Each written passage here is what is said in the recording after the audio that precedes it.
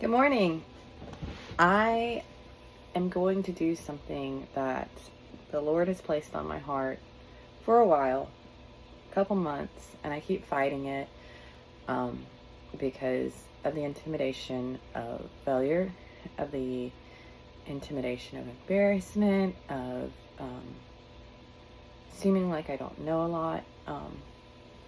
But the Lord's been tugging at my heart, and I guess where I can start with where this came from is I'm a person who has a lot of useless knowledge. If you ever watched a movie with me, I can tell you random facts about everything going on in the movie. I can tell you if some of the actors are related. I can tell you like the most useless knowledge, because whenever I'm watching a movie or I'm doing something, I'll Google it and I'll go down rabbit holes and I'll remember it, and it's like, who cares? And I honestly thought everybody was like this. I thought everybody Googles everything when they watch a movie and that they just go down rabbit holes of information that's useless. So I know all this crazy facts about different things. But then when it comes to the Bible and people of the Bible, you say their names, and yeah, you know the big ones. Like we know Noah built the ark. Daniel fought the lion's den, and David fought Goliath, and I know all that. I know the big ones. So doesn't that count? And it's not like I've not ever been in a church. I grew up in church, and I like to say, if the doors were open at the church, it's probably because my parents opened them. We were always at church, Sundays, Wednesdays, Fridays. If the church had something going on, we were there. And the church didn't have anything going on. We were there. So it's not because I didn't grow up in church. I heard the stories. I grew up with the stories. My mom was a Sunday school teacher. But it's like, at the time, it wasn't important to me, so it didn't stick with me. And I don't know much that I should know. So instead of having all this useless knowledge, I want to have useful knowledge. And that's kind of where I'm getting the name for this podcast. I'm just going to call it Videos of Lauren, not a podcast. So, because that just smells a little like, I don't know. It just feels weird. So useful because I would like to be full of things that I want to know, things that I need to know, things that can fill me, that fill my soul. If you don't know me personally, I'm a big personality. I have a very big personality. I always have. And I don't think the Lord did that on accident. One time I was prophesied over during church, and one of our visiting evangelists told me, he said, "You're very weird, but the Lord's going to use it." And at the time I laughed. I was like, okay. But maybe this is how the Lord uses it, that I can read the Bible and make it relatable, make it a fun dive. So I'm not here for controversy. I'm not here to debate. All I want to do is learn. And I had this on my heart that I wanted to learn more, and it's like God kept saying, maybe others do too. So that's why I thought, I'll start recording it. And if somebody listens, maybe just my mama, then me and mama will learn together. But if you're listening and learning with me, I think that's great. I'm not here to make you feel like, I'm not here to preach. I'm just here to read. And I want to learn, and thought it would be a good opportunity for others to learn with me. I'm going to try and post once a week, learn about someone new in the Bible each week. But I'm going to start with Mary and Martha. And it's a very known story. but I never really, I mean, you say their names, and I always would get confused of which one was which. So I'm going to read, give a little context. Mary and Martha were sisters of Lazarus, and Lazarus is the one that Jesus brought back from the dead. And Mary and Martha are the ones that ran to Jesus and said, "You're too late. You didn't make it in time." But that's when Jesus said, "Watch this." And Lazarus came up from that tomb. But this story that we're reading, we're talking about Mary and Martha and when Jesus came to visit their house. So we're going to start, and I read from a King James Version. It's what I was raised on. It's what I feel comfortable reading.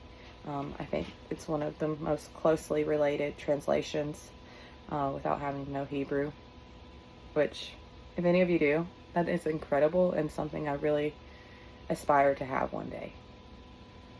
But I do read from the King James Version. So we are in Luke 11. No, we are not. We are in Luke 10. We are in Luke 10:38. So now it came to pass as they went, they entered into a certain village, and a certain woman named Martha received him into her house. And she had a sister called Mary, which also sat at Jesus' feet and heard his word. But Martha was cumbered about much serving and came to him. So right now, Martha is getting the house ready. She's getting the food ready. She's getting the meal ready. She's doing everything. She's in the kitchen making pepperoni roses for her charcuterie board. And Mary is sitting at the feet of Jesus. And Martha's like, "I'm doing all the work. I am sitting here doing all the work. Mary, what are you doing?" So she comes to Jesus because she's kind of mad. I mean, it's real easy to get mad at your sister. That's probably one of the easiest people to get mad at because you're so close to them. So it's also one of the easiest people to just to get over with it. I mean, there's been times when me and my sister are getting real close, real close to killing each other. And all it takes is a smile and it's over. So Martha's mad. And she's like, "Mary, get up and come sweep this floor. Come help me. Come make the tea. Get the lemonade out. Get the nugget tray on the counter." We've all been there. We have all been there where we are so busy with everything that we're like, "Why is no one else helping me?" So let's see what happens. So she comes to the Lord and said, "Lord, dost thou not care that my sister hath left me to serve alone? Bid her, therefore, that she helps me." So she's telling Jesus, I cannot imagine telling Jesus this. "Jesus, can you tell her bye so that she can come help me?" And Jesus answered and said unto her, "Martha, Martha, thou art careful and troubled about many things, but one thing is needful, and Mary hath chosen that good part, which shall not be taken away from her." I honestly think this is where this is coming from. And it's ironic that I started with Mary and Martha. Like, it kept hitting on me. Like, why? Let's start on Mary and Martha. Let's start on Mary and Martha. It kept hitting me. And I know why now. After, I studied and I read and I want to further deeper in it. And I have a study Bible. And my study Bible, the bottom says, Mary and Martha both loved Jesus. On this occasion, they were both serving him, but they had different ways of showing their love. Are you so busy doing things for Jesus that you're not spending time with him? Jesus did not blame Martha for being concerned about household duties. He was only asking her to set correct priorities. Service to Jesus can degenerate into mere busy work that is totally devoid of devotion to God. I see Martha in me. I'm an event coordinator by trade. And a lot of times I get caught up in the details, the very small details that no one else really cares about but me. I'll get so caught up into planning things because I plan a lot of stuff for our church as well, that I'll forget to go sit at the feet of Jesus, and I'll forget to do this. And so I really feel like this is where this is coming from, because I have forgotten this, that this is what makes you a servant heart, that it's all good and well to do things for church. It is all good and well. But if you're not doing this, if you're not sitting at the feet of Jesus, if you are not learning, if you're not stopping to learn, then everything else you're doing is voided. So that's why I'm going to do this. I'll get deeper in this. I'm going to learn more, and hopefully help some others learn from me as well. Even if it's just me and my mom. Because I don't know who's going to watch this. But I hope people are excited to learn with me. For me not to be just a Martha. Not saying Martha was bad. Martha was very good. There's always time to do things. There's always time to work. But we have to not forget to stop the work and kneel at the feet of the Lord and learn. Listen.